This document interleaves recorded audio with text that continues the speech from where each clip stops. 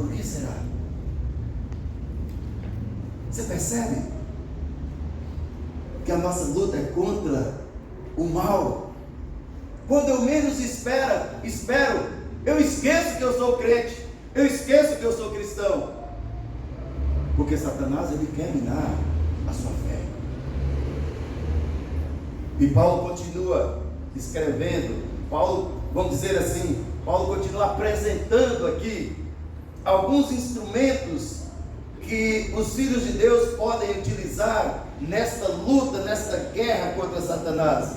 E o verso 13 do capítulo 6 da Epístola de Paulo aos Efésios diz assim, olha: portanto, tomai toda a armadura de Deus, para que possais resistir no dia mau, e depois de teres vencido tudo, permanecer inabaláveis. Toma a armadura de Deus.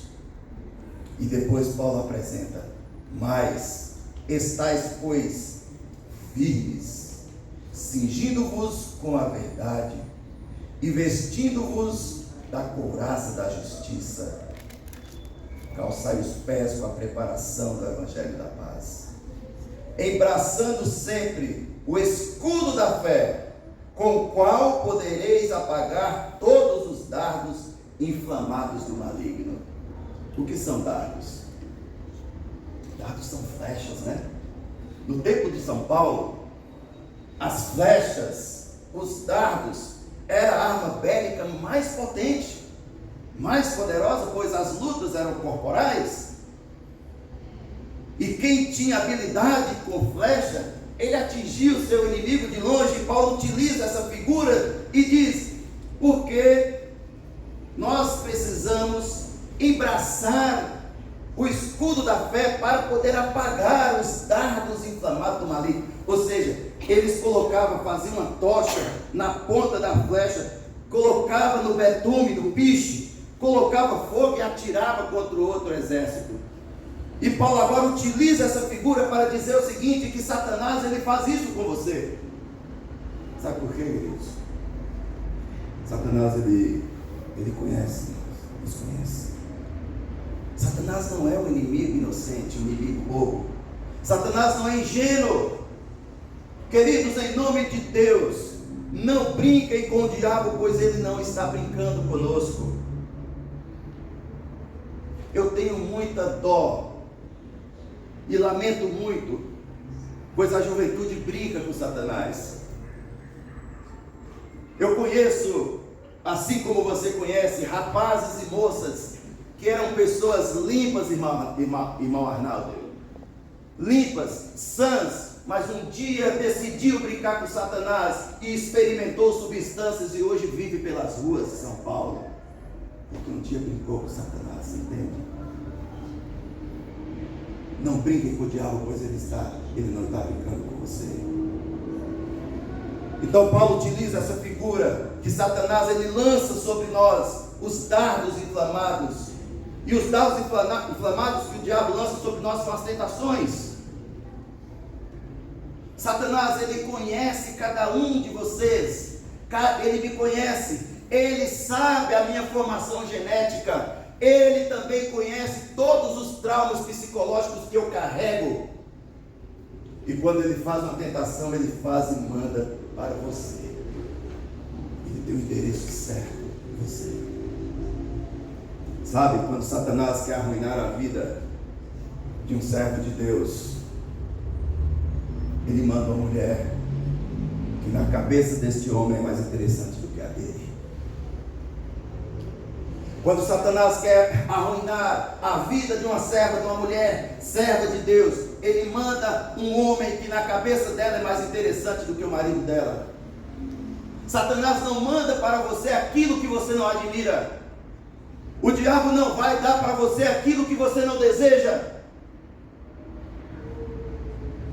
E é por isso que São Paulo está aqui apelando para os Efésios para fortalecerem Cristo e na força do seu poder. E Jesus dizendo para mim e para você: construa a sua casa sobre a rocha, edifique o prédio da sua fé na rocha, em Cristo.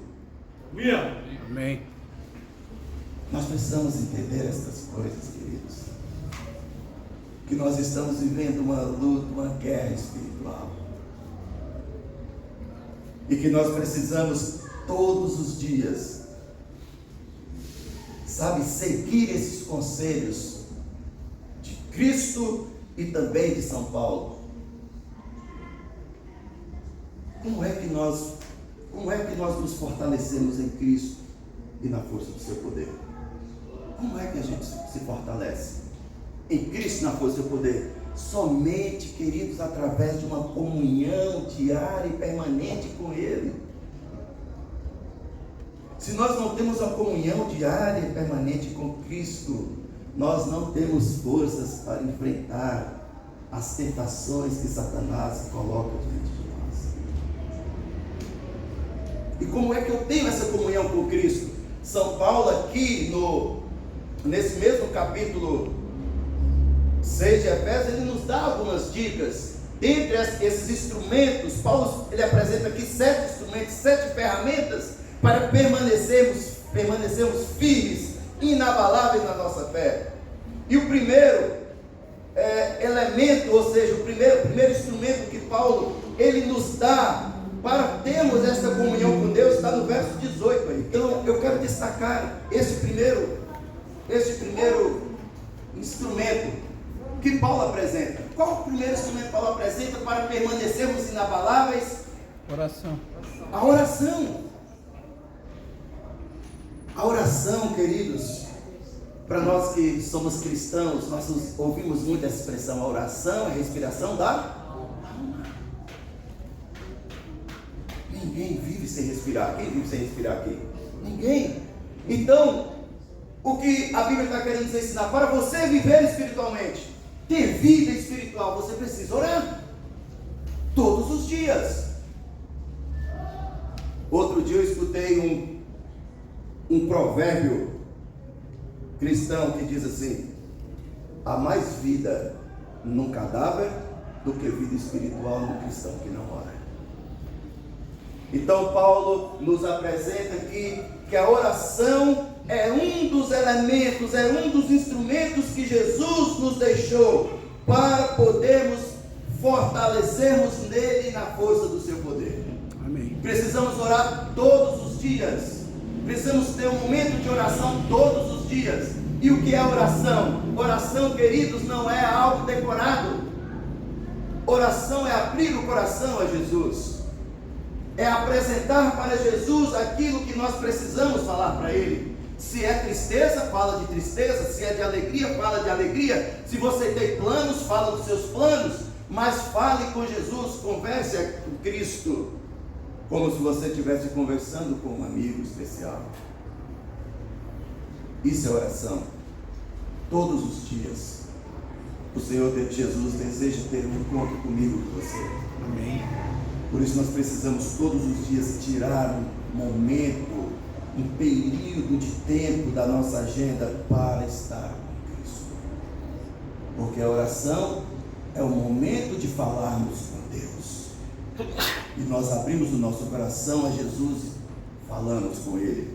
São Paulo também nos deixa outro elemento muito especial, que também serve para permanecermos inabaláveis aqui neste mundo enquanto estivermos esperando por Jesus. O primeiro elemento que Paulo deixa para fortalecermos no Senhor é a oração. E o segundo? A palavra do Senhor. Paulo diz: você precisa orar todos os dias, mas você também precisa estudar a palavra. E a palavra, queridos, ela é o que para nós? Alimento diário. Assim como nós não temos condições biologicamente de sobrevivermos só respirando, a nossa vida espiritual também, além da oração, nós precisamos estudar a palavra, porque a palavra ela é o alimento. É na palavra que nós encontramos a vontade de Deus para a nossa vida. É através da leitura da palavra que nós encontramos o plano da salvação para a nossa vida, porque o Senhor Jesus, Ele aconselhou-nos Examinai as Escrituras, porque buscais ter nelas a vida eterna. Então, por isso, você precisa estudar a palavra todos os dias. E olha, queridos, nós temos um privilégio muito grande. Nós fazemos parte de uma igreja muito organizada. E a igreja, ela já prepara para nós, vamos dizer assim, essa cesta básica. Nós temos os devocionais, que nós chamamos de meditação. Nós temos a lição da escola sabatina. Nós temos um plano de estudo da Bíblia chamado ano bíblico. Nós temos já um formato de como fazer isso todos os dias. Nós agora só precisamos nos organizar e reservar este tempo para estar com Deus, começando pela oração e depois seguindo com o estudo da palavra. Então São Paulo diz que fazendo isso você está fortalecendo no Senhor e na força do seu poder.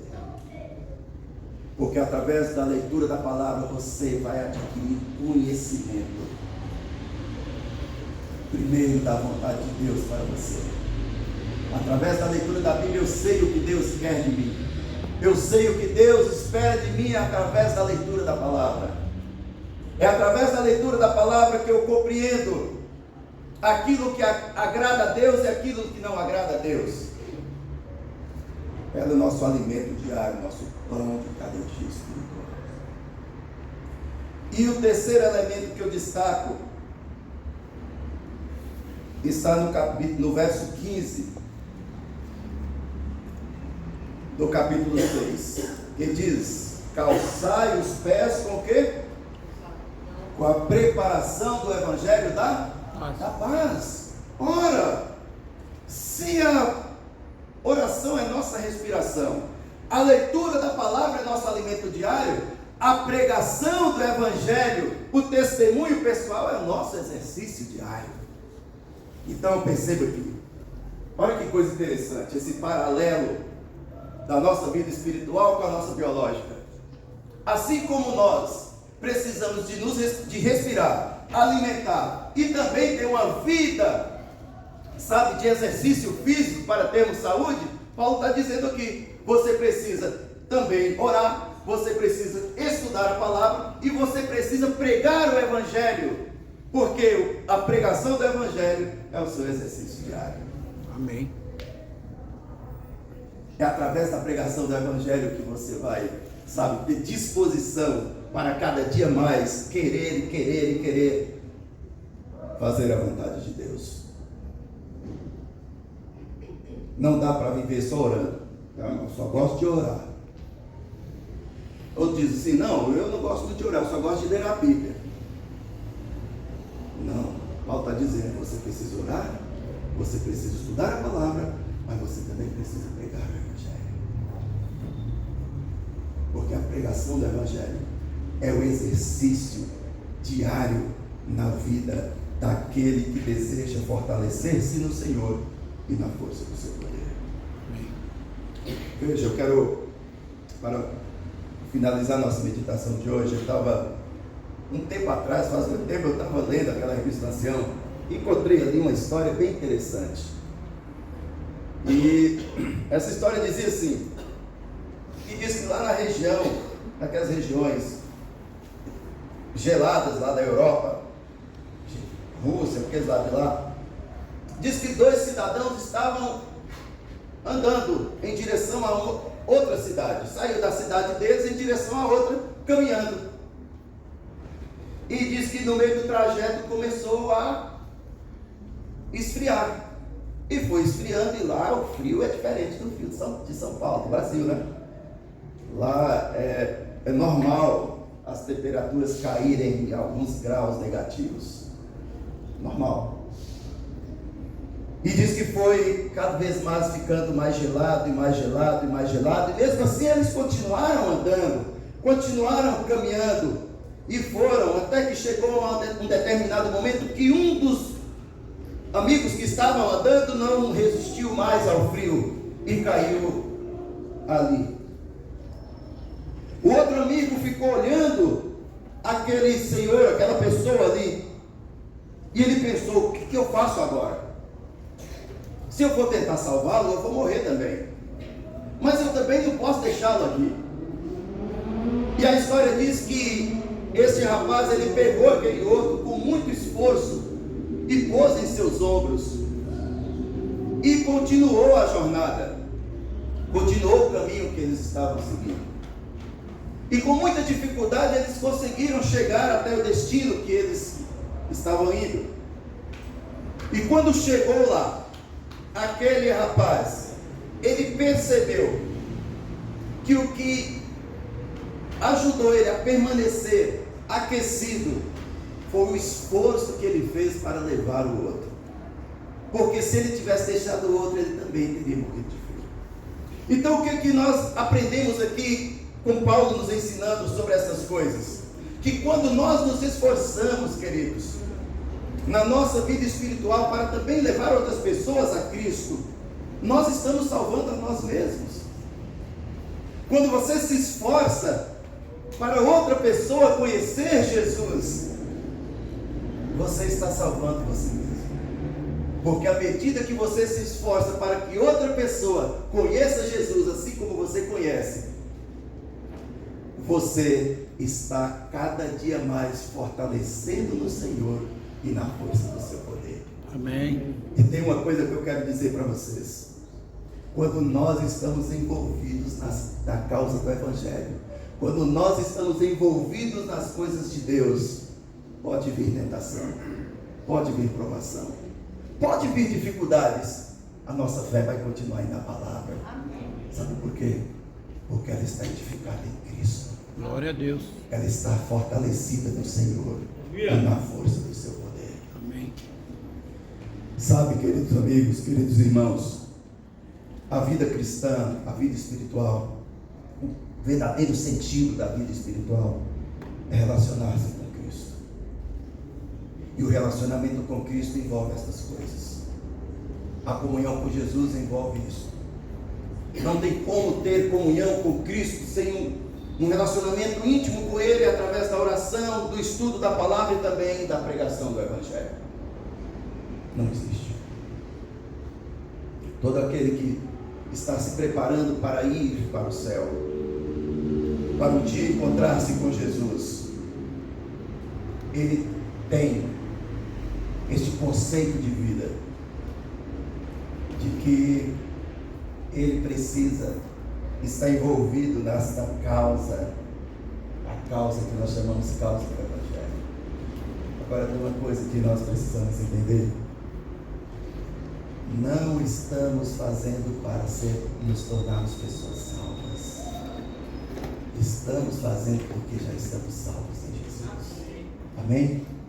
Era isso que Cristo queria ensinar para aquele povo, quando ele falou da parábola dos dois fundamentos, que nós temos o título construído sobre a rocha. É que eles não precisavam fazer aquilo para se salvar, porque a salvação estava em Cristo, estava nele. Amém? Amém. Que eu e você tenhamos esta certeza de que já fomos salvos por Jesus. E agora, através do seu poder em nossa vida, através do Espírito Santo vivendo em nós, trilhamos este caminho até aquele grande dia que nós estaremos ali, vendo o Senhor Jesus voltar e poder abraçar. Que Deus abençoe cada um. Tenhamos todos a benção. Amém? Vamos mais uma vez adorar nosso Senhor cantando o hino Rocha Eterna.